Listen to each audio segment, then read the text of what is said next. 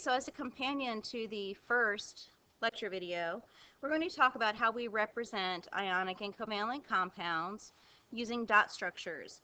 These are called Lewis electron dot structures, and here's the rules that we're going to use. The first thing that you need to do when you're drawing a Lewis structure is to look at the elements that are present and add up their valence electrons. When you're looking at a periodic table, we can use electron configurations to determine valence electrons. But, if we look at that, it really does correspond to the family number. Remember when we talked about 1A and 2A and 3A and 4A? That would be the number of valence electrons, because if you look at, for example, potassium or sodium, what does their electron configuration end in? It ends in 1s1. So family 1 has one valence electron. Whereas calcium, magnesium, strontium, that electron configuration ends in s2. So it has two valence electrons. Move over to family 3 and aluminum. Aluminum's electron configuration ends in 3s2, 3p1. The two electrons in the S plus the one electron in the P make three valence electrons. So we'll use those family numbers to total the number of valence electrons. The next thing we're going to do is choose a central atom. And there's some rules for choosing the central atom.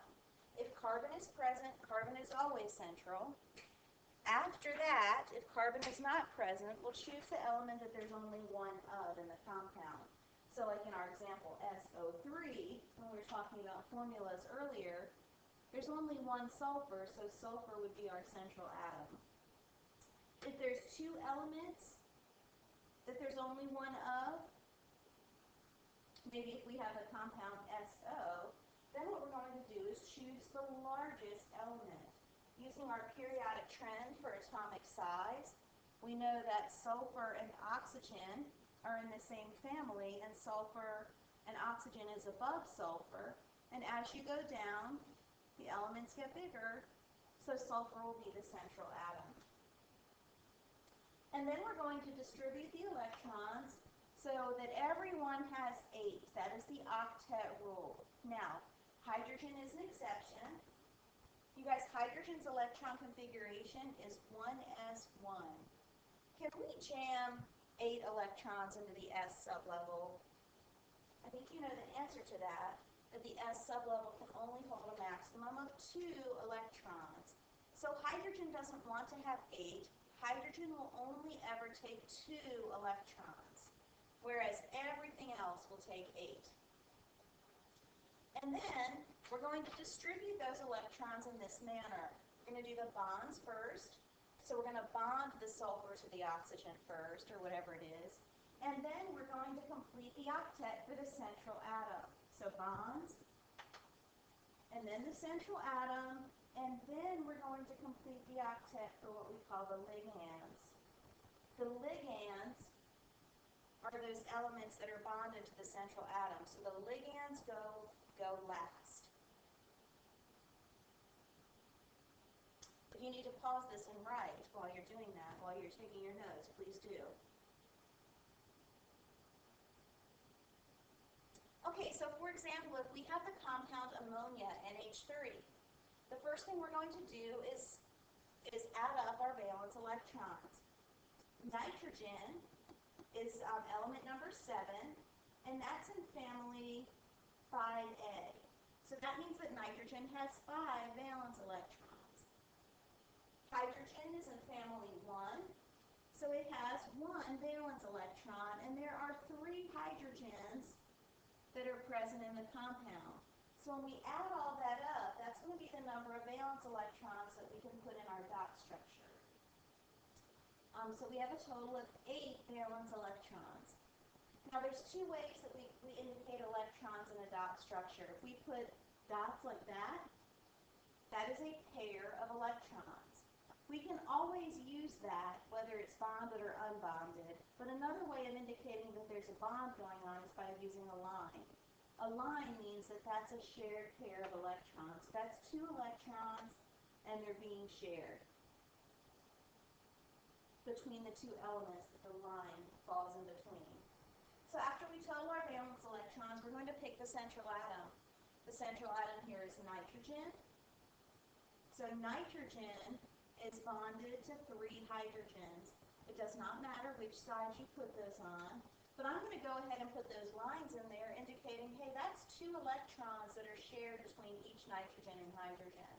So right now in our dot structure, what we're showing is 6 of 8 total electrons. So after we make our bonds, we're going to fill the central atom.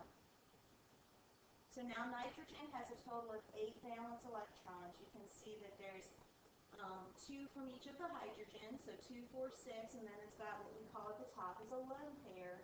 It's got 1 pair of electrons at the top.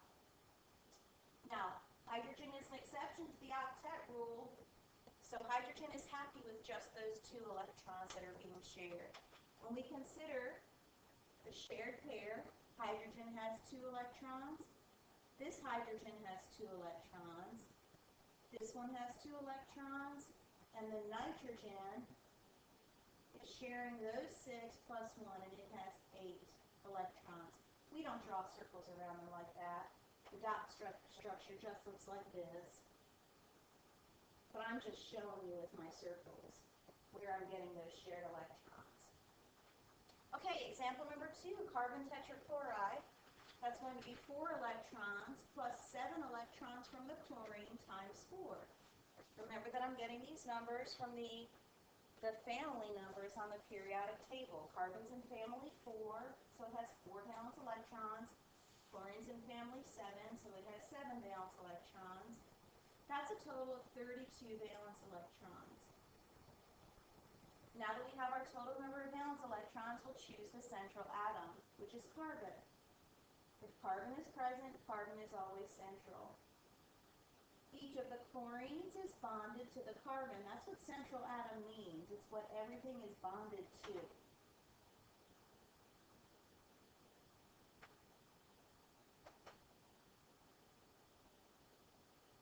And now we'll distribute our 32 electrons so that everybody has 8. We're going to start with the central atom, but you can see that carbon already has 2, 4, 6, 8. So carbon doesn't need any more. So now we can distribute to the chlorines, and you should evenly distribute. Give every chlorine a pair before you give a second chlorine another pair. So I've used 2, 4, 6, 8, 10, 12, 14, 16. We have more electrons to go around again. 18, 20, 22, 24. We have more electrons to go around again. 26, 28, 30, 32. And we're done. You may not have more than 32 dots. You may also not have less than 32 dots. You must have exactly 32 electrons represented. And remember that when I say dots, those lines represent 2 dots. I'm going to do one more example with you, or 2 more examples with you on this video. So C2H6, that's an interesting little compound because here you have carbon bonded to carbon. And we'll talk a little bit about these organic compounds later. But when you've got more than one carbon, bond them to each other and then evenly distribute these ligands. So let's still count our valence electrons. Carbon's in family 4 times 2 plus hydrogen's in family 1 times 6. That's 14 valence electrons. We're going to bond the carbons to each other. And then each carbon is going to get 3 hydrogens. So we'll bond the hydrogens there. Remember that hydrogen only likes to have 2 electrons. Carbon wants to have 8. And the way this is drawn, everyone is happy. Let's double check and make sure we've not used more than 14 electrons. Each line represents 2. So 2, 4, 6, 8, 10, 12, 14. We're done. SO2, sulfur is element number 16 in family 6A. So it has 6 valence electrons. Oxygen is also in family 6A with its 6 valence electrons. So we're looking at a total of 18 electrons here. Central atom is the one there's only one of, so sulfur is central. And on two sides of the sulfur, we have oxygen bonded to it. We've already given each of the oxygens and the sulfur 2 electrons. So let's go ahead and fill out our octet for the central atom. 2, 4, 6, 8. And now we're going to evenly distribute the electrons until we get to 18 without going over 18 so that everyone has 8. So sulfur has its 8. This oxygen here gets 2 more, so 10, 12, add some more, 14, add some more, 16, 8, 10, 12, 13, 16. I have 18 electrons, I'm done. Now, make sure everyone is happy.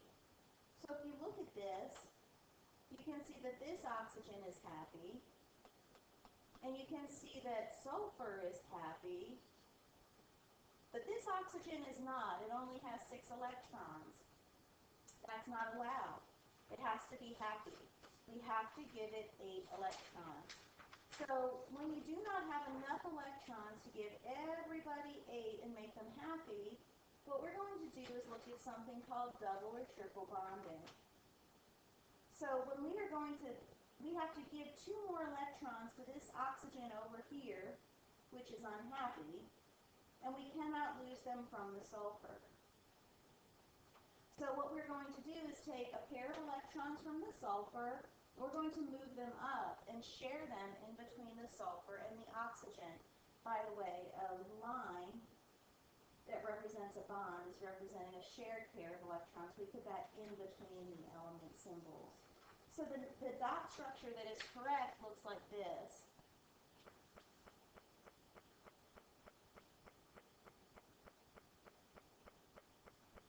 And now the oxygen on the left has 8 electrons. The sulfur has 8 electrons because that double bond is 4 shared pair, or it's 2 shared pairs, sorry, so 4 electrons. And then the oxygen on the right also has 8 electrons. This compound does exhibit something that we call resonance. So now might be a good time to talk about single bonds versus double bonds versus triple bonds. Single bonds are the longest bonds,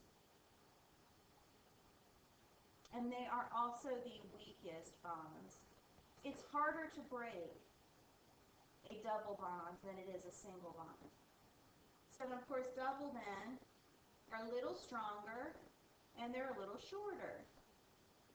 And the strongest of them all would be a triple bond.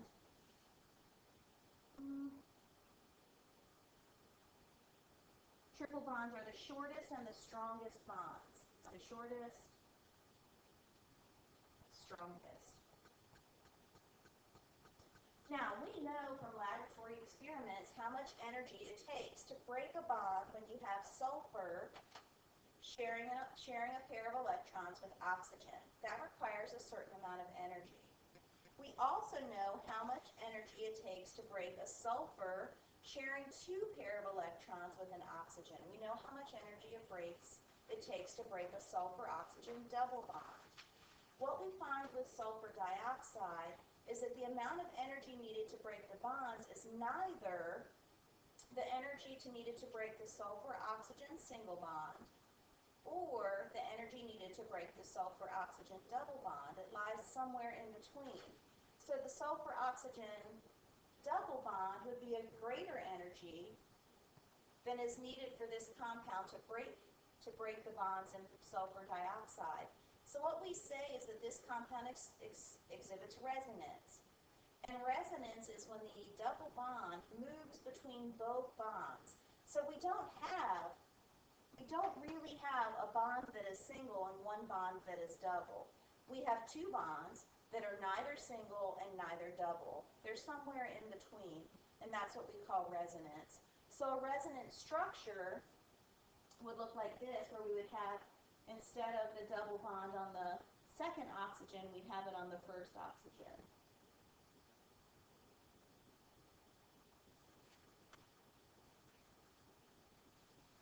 So when we consider a compound like ozone, O3, 6 valence electrons, times 3. That's 24 total electrons. No, it is not. That is 18 total electrons. You're just going to choose one of those 3 oxygens to be central. So we have oxygen, bonded to oxygen, bonded to oxygen. Distribute your electrons for the central atom first. Now we have 8. Evenly distribute among the ligands. 10, 12, 14, 16, 18. And again, we have an oxygen that's not happy. So we're going to double bond. We're going to double bond between the central atom and the oxygen that's not happy. So we're just moving those electrons up. So the real dot structure, or the correct dot structure, looks like this.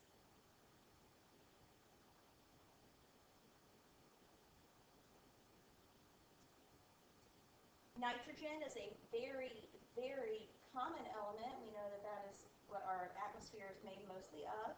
It's got 5 valence electrons, because it's in family 5, so that gives us a total of 10 valence electrons to work with.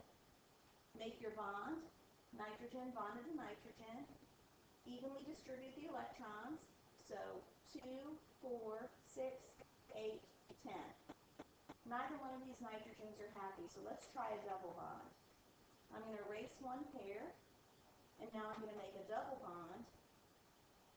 And now this nitrogen that's on the right is happy, but this nitrogen on the left is not happy. So, since we tried double bonding and that didn't work, now let's try triple bonding.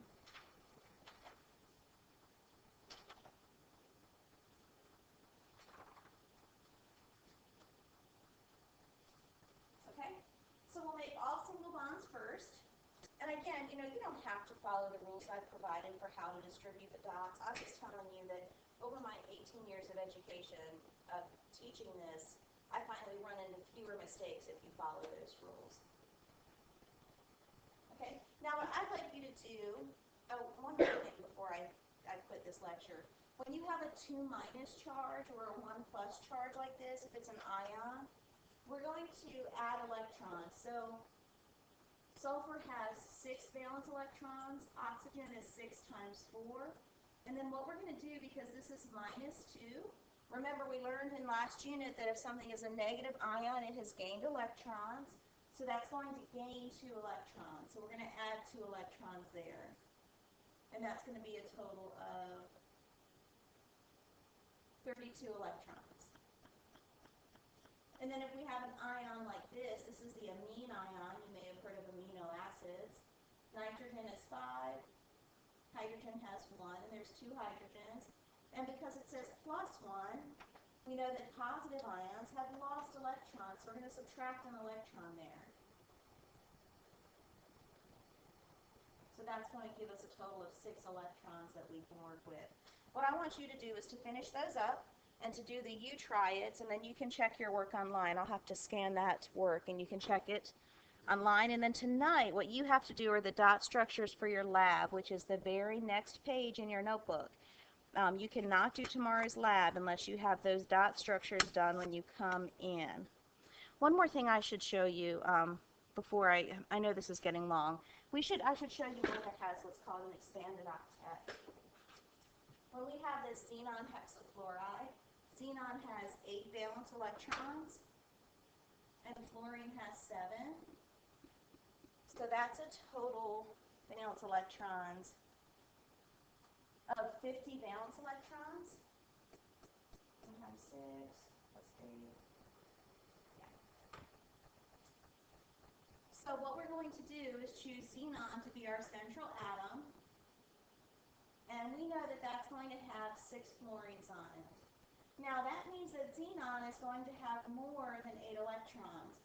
And xenon can do that because it's fat. It's a really big atom, and because it has such a big, huge nucleus, it can pull a lot of electrons. It can hold electrons even though they're at greater and greater energy levels. So I've made my bonds 2, 4, 6, 8, 10. That's called an expanded octet. Evenly distribute. 12, 14, 16, 18, 20, 22. Go around again. 24, 26, 28, 30, 32, 34. Go run again. 36, 38, 40, 42, 44, 46. We've only used 46 dots, but we have to have 50 dots. So that means we have 4 dots left over, which means xenon has 2 extra pair of electrons that are not bonded to a fluorine. So not only has xenon expanded its octet to 10, it's actually expanded its octet to 12. So xenon has expanded its octet